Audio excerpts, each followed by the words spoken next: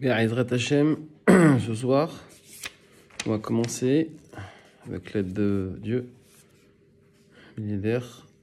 la Kavana de Meler Ha'olam, dans la main de Be'abracha. Alors, comme d'habitude, on va lire, traduire et expliquer. Donc, je vous montre le texte. Donc, cette Kavana de Meler Ha'olam, elle se passe en deux temps. D'abord, il y a ce qu'on appelle Kabbalat Arba Mitot Bedin.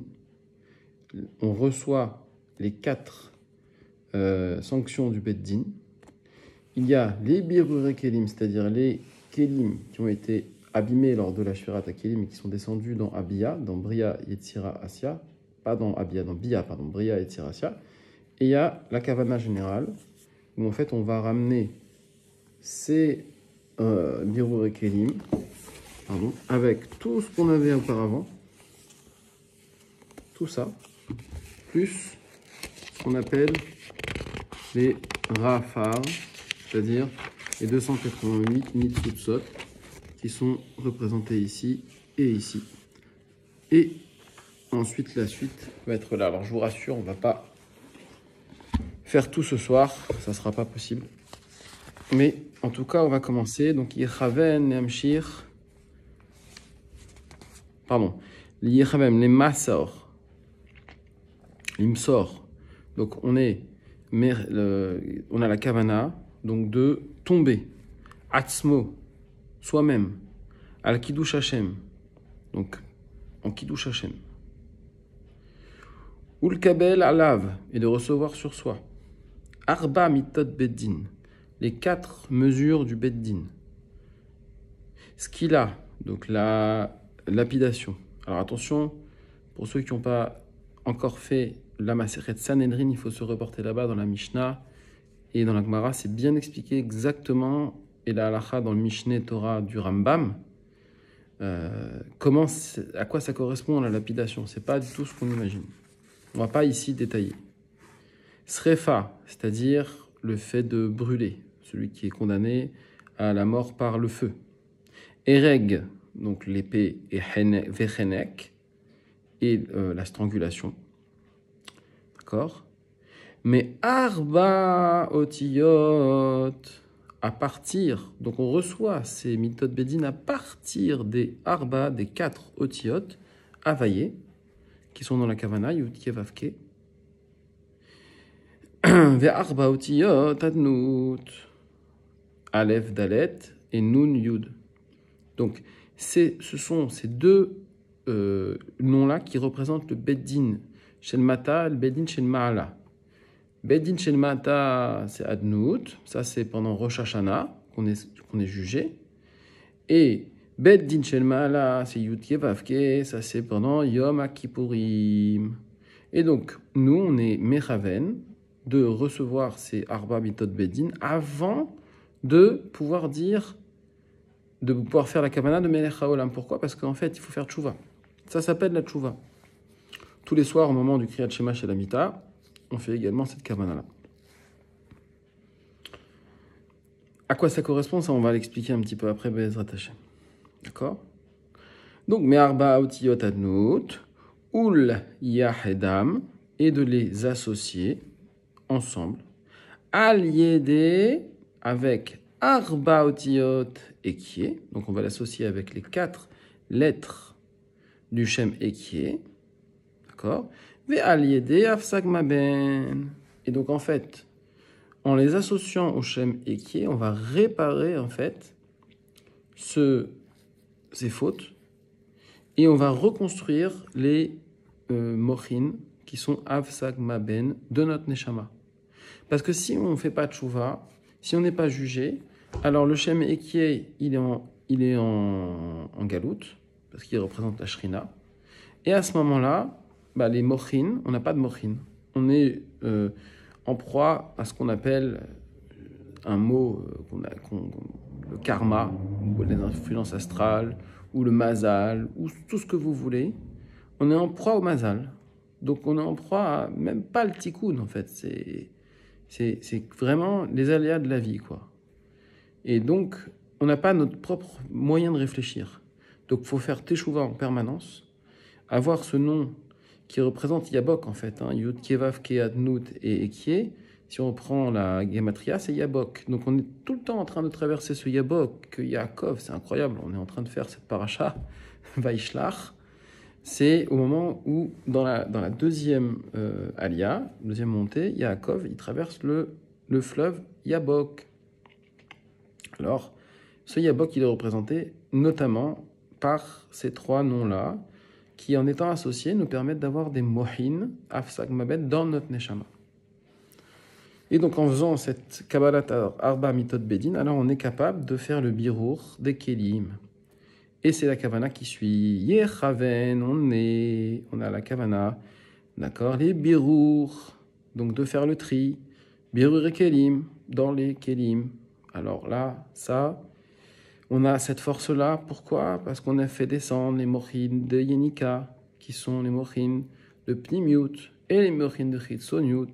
Et en fait, surtout les mochines de Pnimiut, qui nous permettent d'aller chercher ces Kélim. Ces Kélim-là, ils sont descendus lors de la Shvirat à Kélim, dans Bia, Bria, Yetzira, Asya. Et on va aller chercher pour les faire remonter et qu'Hachem les répare. On va voir ça plus tard, Bezrat Hachem, en tout cas dans la Kavana, c'est plus tard. Ok? Ve ha-orot des rafar. Et oui, on ne peut pas remonter les Kélim sans leur orot des rafar. C'est quoi les rafar? Ce sont les nitzutzot, qui sont au nombre de 288, Rafar, Resh, P, Het, 288, d'accord, avec ces Biruri Akelim, parce que sans ces Rafar, on ne peut pas remonter les Biruri Akelim. Alors, qu'est-ce que ça veut dire tout ça? Alors, il y a une suite dans la Kavana, mais cette suite-là, elle va changer en fonction de la bracha. Si c'est une bracha de Oraïta, si c'est une bracha de Mitzvah, si c'est une bracha donc dans la Tfila, si c'est une bracha des Birkot Ne'enim, donc c'est-à-dire pour manger, qui est avant ou après, si c'est le Birkat Amazon, si c'est pas le Birkat Amazon, tout ça, en fait, la suite, ça va changer. Donc là, ici, on est dans la première bracha du Birkat Amazon, et en fait, on va aller chercher les Kelim de quoi? De Karbad, de Zun, des Hatzilut, Vedebria. Pourquoi? Parce qu'on est sur une bracha qui est des Oraïta. Ok? Donc là, pour l'instant, je n'explique pas ça, parce que ça, c'est un cours à part. Personnellement, je n'ai pas encore la capacité, le niveau de bien expliquer tout ça, parce qu'il faut expliquer ça dans ce qu'on appelle le horaire et le ouvi. Ok? Mais Bezrat Hachem, ça sera peut-être quand on fera la suite, qu'on pourra bien expliquer où est-ce qu'on va chercher ces kélim. Pour savoir où est-ce qu'on va les chercher, il faut savoir où est-ce qu'ensuite ils vont aller. Donc, quand on aura l'adresse d'arrivée, alors on pourra comprendre en fait exactement ce qu'on est en train de faire. Et ça va dépendre de chaque bracha. Mais ça, c'est vraiment quelque chose à part.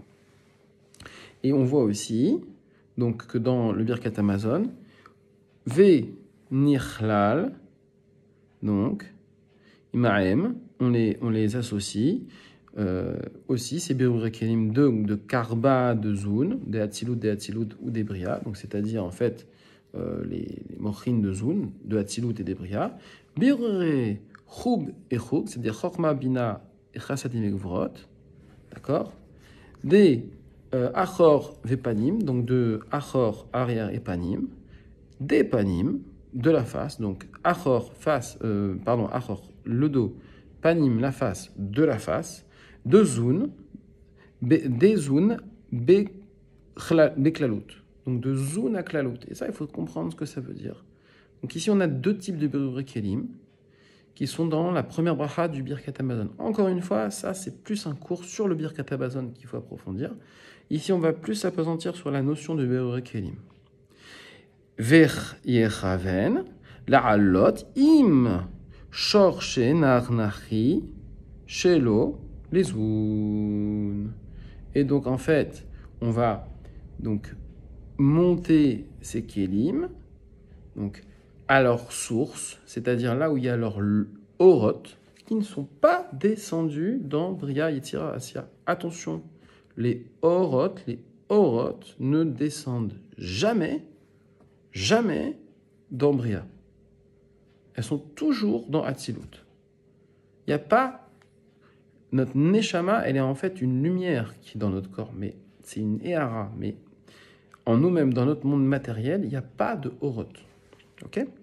Donc en fait, on fait remonter ces kelim à leur shoresh, donc, et avec, donc, on va les associer à leur orot, qui sont les nar, nachine, fesh, roar, neshama, chaya, chida. Et pour ça, juste avant, eh bien, on a fait la Kabbalat Arba Mitot Beddin, donc qui est ici expliqué de façon succincte. Le principe, c'est que un chelek, donc une partie de notre neshama, est destiné à se décorporifier chaque jour, et pas toute notre neshama, parce que sinon, comme le dit le Birkat Meir, bah, on serait niftar, chas v'shalom, lo alenu lo lechem. Par contre, un chelek de notre neshama peut monter et ensuite redescendre. Donc c'est ce qu'on appelle une décorporification, je pense, en français.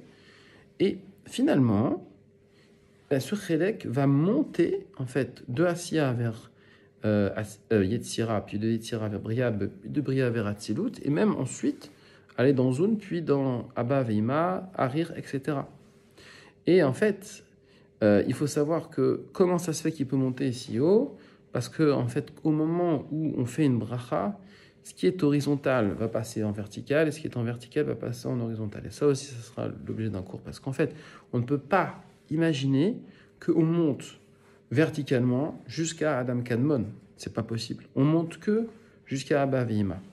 Un enfant, il ne pourra donner quelque chose qu'à ses parents. Et ensuite, ses parents, ils pourront les demander aux supérieurs. Mais l'enfant, il ne peut pas aller voir les supérieurs. Un enfant, il ne peut pas parler directement au directeur. Il faut qu'il dise à ses parents, et ensuite les parents vont dire au directeur. C'est un machal, évidemment. Mais on comprendra comment on fait, parce que le fait de faire une bracha, Hachem nous a donné une très grande responsabilité. On bouleverse les mondes quand on fait une bracha. On change la nature du monde en l'améliorant. Une bracha va être très très puissante. On n'imagine pas à quel point. Et quand on comprend ça, alors évidemment qu'on ne va pas bâcler une bracha, évidemment qu'on ne va pas la faire vite, évidemment qu'on va peser ses mots, évidemment qu'on va réfléchir à quelle bracha on va faire avant, évidemment. Et évidemment réviser les halachot des brachot. Parce qu'on ne peut pas faire de kavanot si ce n'est dans les arba, les 4 coudées, amot, arba amot des halacha. Donc les 4 coudées de halacha. C'est très très très très très important. Et donc en fait, finalement, en acceptant ces 4 mitot beddin, donc 4 morts par le beddin, on va faire mourir ce chelek de neshama, je dis bien ce petit chelek de neshama qui est associé à ce qu'on est en train de manger. Et oui. Ou alors à notre mitzvah. Cette petite partie de neshama, elle est destinée à monter et à redescendre. Elle est faite pour ça. Ce jour-là et pas un autre jour. C'est pour ça que dans les mitzvot assez, on dit qu'on ne peut pas les rattraper. Pourquoi? Parce que demain, ce chelek de neshama, tu ne l'as plus. Tu as ta neshama, classique, tu as ton nefesh, roar neshama, mais ce petit chelek-là, eh ben, il n'est plus disponible pour pouvoir monter. C'est pour ça qu'on ne peut pas rattraper une mitzvah assez. On comprend beaucoup mieux pourquoi. Et donc ça va monter, parce que c'est jugé, ce chelek il est jugé, il va monter avec les birur kelim, avec donc les nitzutzot, pour aller vers son shoresh haneshama, c'est-à-dire ce qu'on appelle zun. Et on a fini pour le début de Mener Haolam.